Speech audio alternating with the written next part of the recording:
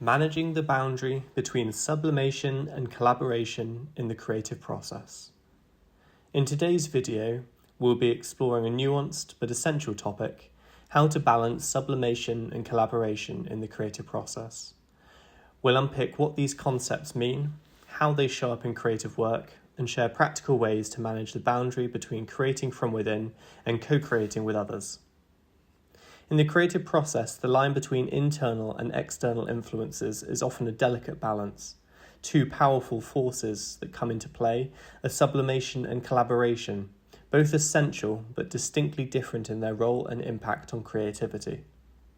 Sublimation is an internal, often subconscious transformation of personal emotions, desires, and drives into creative output.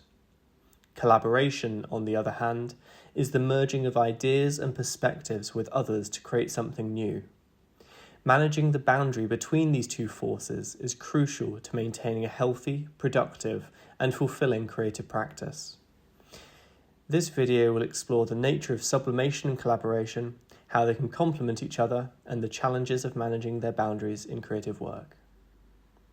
Sublimation. A concept originating from Freudian psychoanalysis refers to the process by which repressed or unconscious desires are transformed into socially acceptable, productive activities.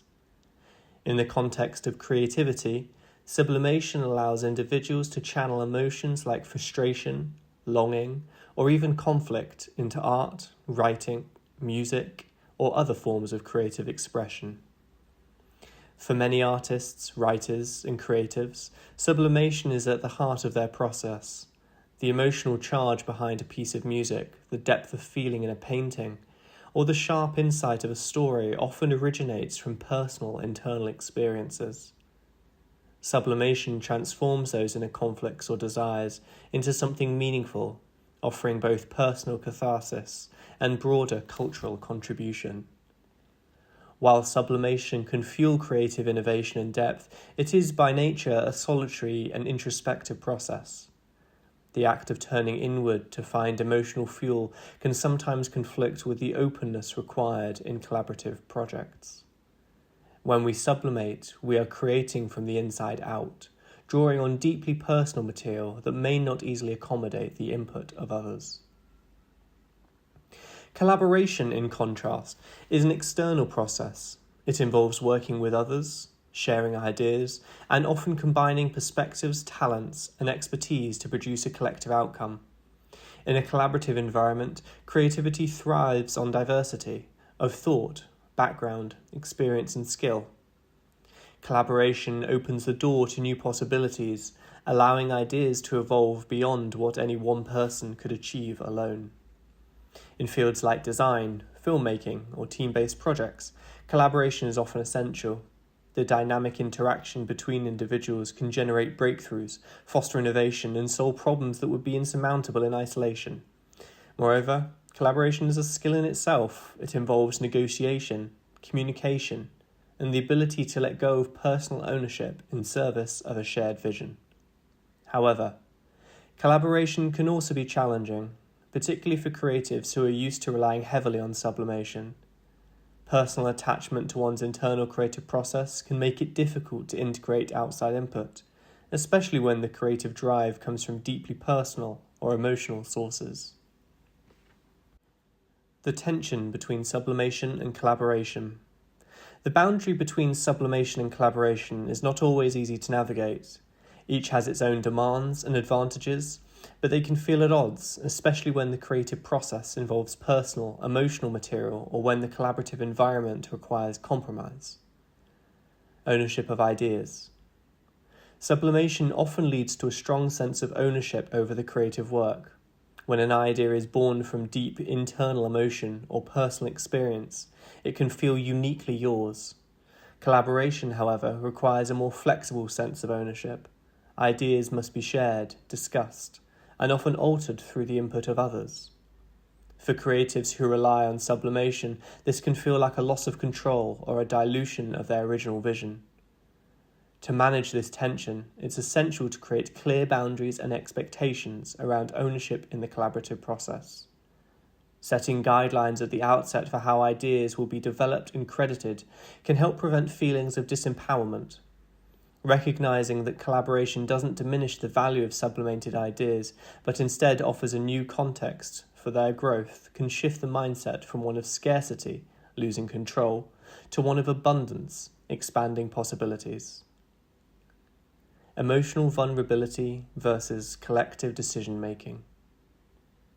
Sublimation often involves processing complex, raw emotions. These emotions are deeply personal and may not be immediately understandable to others in a collaborative environment. When these internal processes meet the often pragmatic nature of collaboration, it can feel jarring. The vulnerability required in sublimation may not always align with the collective decision-making required in a group setting. Navigating this tension requires clear communication and emotional boundaries. It's important for creatives to honour their need for personal processing time and space, while remaining open to feedback and collaboration. A solution might be alternating between moments of solitude, where sublimation can take place, and collaborative sessions, where those ideas are brought into dialogue with others. The need for solitude versus interaction. Creative people often find that they need solitude to tap into the sublimation process. This time alone allows for deeper reflection and the transformation of internal feelings into creative work. However, collaboration demands interaction, meetings, discussions, and brainstorming sessions. The constant shift between these two modes of working can be draining, especially for those who require solitude to access their creative flow. To balance these opposing needs, creatives can establish boundaries for solo and collaborative work. Structuring time so that both sublimation and collaboration are given their due can help maintain creative energy. For example, setting specific hours or days for solo work and others for group collaboration ensures that neither aspect dominates or depletes the other. Blending sublimation and collaboration for creative success. Despite their differences, sublimation and collaboration don't have to exist in opposition. In fact, the most successful creative processes often blend the two, using sublimation to fuel personal insights and emotional depth, and collaboration to enrich, expand, and refine those ideas through the perspectives and expertise of others. Collaborative sublimation. In some cases, collaboration itself can spark sublimation. When working with others who bring different emotional energies, experiences, or insights, the act of collaboration can trigger new feelings and ideas that might not have emerged in isolation. The key here is to remain open to how others' input can enhance personal emotional processes, rather than seeing them as a threat to the internal creative flow. For example, in a team project where multiple ideas are being considered, one person's suggestion could unlock an emotional response in another, allowing sublimation to occur within the collaborative space. This requires a high level of trust and openness, as well as a willingness to let go of complete control over the emotional or creative outcome. Personal projects within collaborative work. Another approach to managing the boundary between sublimation and collaboration is to create personal projects within collaborative work. For example, while a team may be collaborating on a larger creative project, individuals can work on specific aspects that align with their personal sublimation process. A writer on a collaborative script may take time alone to develop a deeply personal scene, then bring it back to the group for feedback and refinement. This approach allows for personal creative expression within the framework of collaboration. Structured feedback loops. To prevent the boundary between sublimation and collaboration from becoming too rigid, it can be helpful to establish a structured feedback loop in which both personal and collaborative work are reviewed and discussed regularly. This ensures that personal sublimation is valued within the collaborative process and that collective input is integrated without overwhelming individual contributions.